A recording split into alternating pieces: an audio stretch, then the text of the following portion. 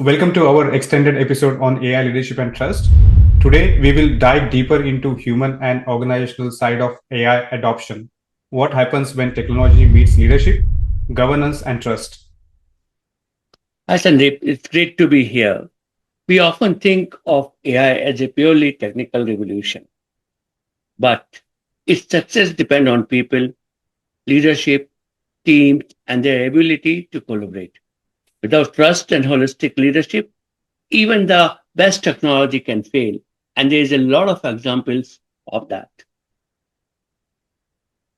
So, Amit, what are some symptoms of weak leadership in AI projects? The very first is that you don't have a clear purpose. Means if we are not sure why you want to adopt AI, either it becomes like a fear of losing out or fear of means missing out, which is a type of thing. But you have not clearly articulated what the purpose is and how it will work in your organization. What is the benefits to the organization? What are the benefits to the customer? What are the benefits to the employees? So all of that has to be thought at the leadership level, not at the implementation level, but at the leadership level.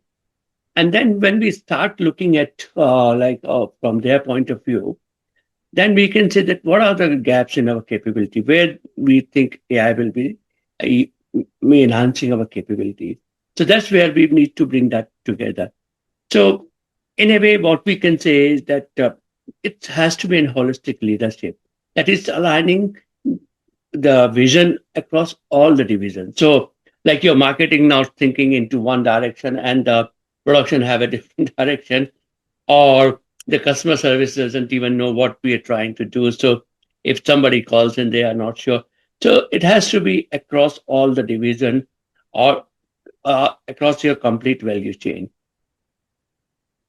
Uh, AI initiatives should not live in isolation within the IT. So it should not be IT driven. It should be more business driven. And leaders must connect a strategy. This is the biggest issue comes up with the IT projects that the strategy might have been thought of something, but by the time the IT project start, we may have missed the complete what are the outcomes we are looking for. And that's why we have been proposing the business driven IT projects. It also need to look into the culture and this will be executed. So studies shows that the organization with the strong AI leadership are 2.5 times more likely to achieve measurable goals and value. So, Amit, we are talking about trust. Speaking of trust, why it is such a recurring challenge? Uh, Trust is the foundation of the collaboration. So when stakeholders don't trust each other, they hold back information. And guess what? AI is all about information.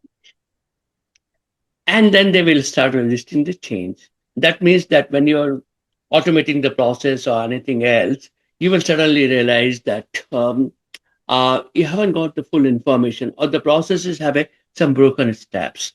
So it's very important that there's a trust in the organization for the outcomes we are going for, and the people are trusting each other. Means there's no what you call their territorial issues with the this kind of means like when you're implementing AI. And building trust requires the transparency. It has to be very transparent. You need to have the shared goals and a clear communication. Without it, AI adoption slows or it will fail. That makes sense. So, how can communication be improved in large organization? Very first thing is to have a clear communication channel. That means the roles and responsibilities are defined and agreed.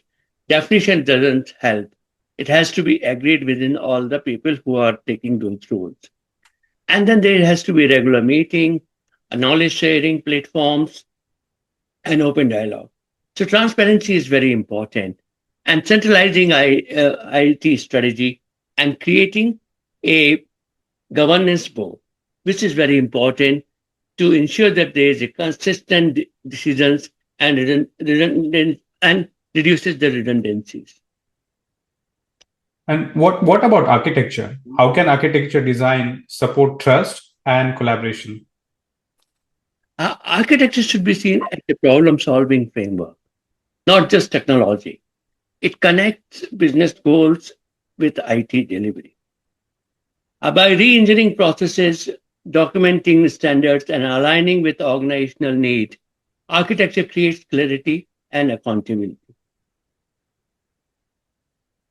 So many of our listeners work in organizations with legacy systems, starting from mainframes and many on-premise systems. How can they begin the transition?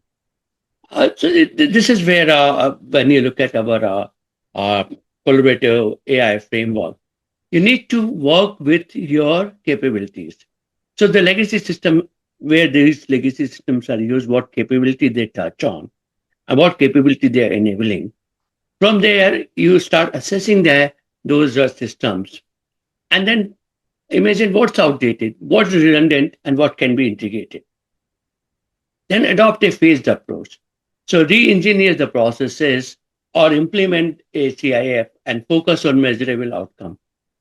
In some cases, avoid the big bang transformation. In some organizations, some of these systems may not have that open architecture. So you will need to do that. But then you have to have a very planned approach to do that, kind of like a big bang and renovating almost everything in your place type of activity. So it's better to have a steady evolution, and that will work best. No, change is really important. So let's talk about change management in that case. Why it is so essential for AI success? So, like when the computers came, the very first thing it did was change the work rules. And the AI is going to be in a multiple ways doing that. It will change the roles, it will change your workflows, and also you need to have a change in your mindset. So, change management ensures that employees understand the purpose, the benefits, and the impact of the AI. And it builds readiness and reduces the resistance. So, you have to take people along with you. And a lot of time, what we have done in some projects before, where there is a major change required, we will actually create some chaos, and people can go and just play with the test system and see what is happening and other thing. And sometimes their feedback was very, very important because they are the people who will be using it day in, day out. So those kind of things has to be adopted. Otherwise, whatever you do, whatever way you implement, there is a high chance of the failures.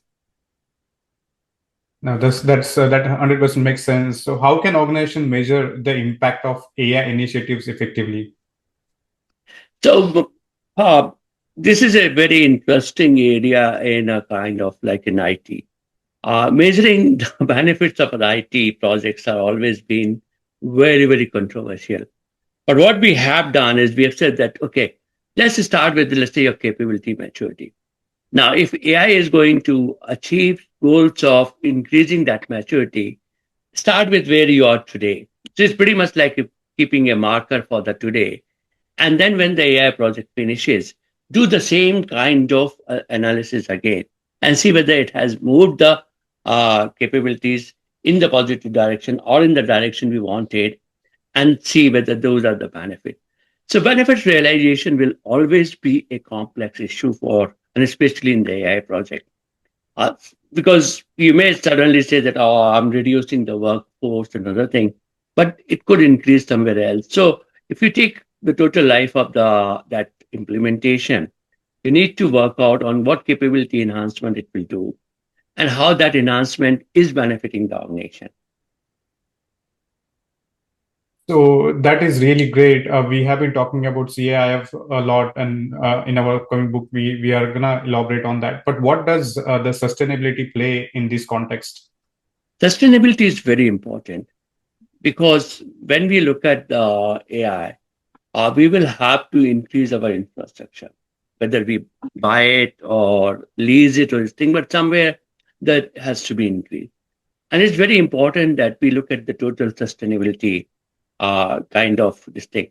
It should not be that we achieve goal in one area, but that will either increase the use of the electricity or the carbon footprints and other thing. So we need to work into what we have proposed, a total sustainability index, where we can say that every one of these new projects will actually balance out the sustainability and environmental impact they will have. And sustainability is a pillar of the modern AI strategy. So we need to work into the green ICT to ensure that our resources are responsible and build systems that are both efficient and environmentally conscious. So, Amit, finally, what message would you give to leaders preparing their organizations for AI-driven futures? Build a culture of trust and collaboration. Invest in people as much as in technology and align your goals, communicate clearly, and keep learning. AI is not replacing humans, it is amplifying human potential. No, beautifully put. So, thank you for enlightening the discussion, and thank you for your support on this. Um, and for the listeners, thanks for listening to this podcast. Keep learning, keep experimenting, and remember, the future of AI isn't something that happens to you; it's something you design. Thank So, thanks a lot, and stay.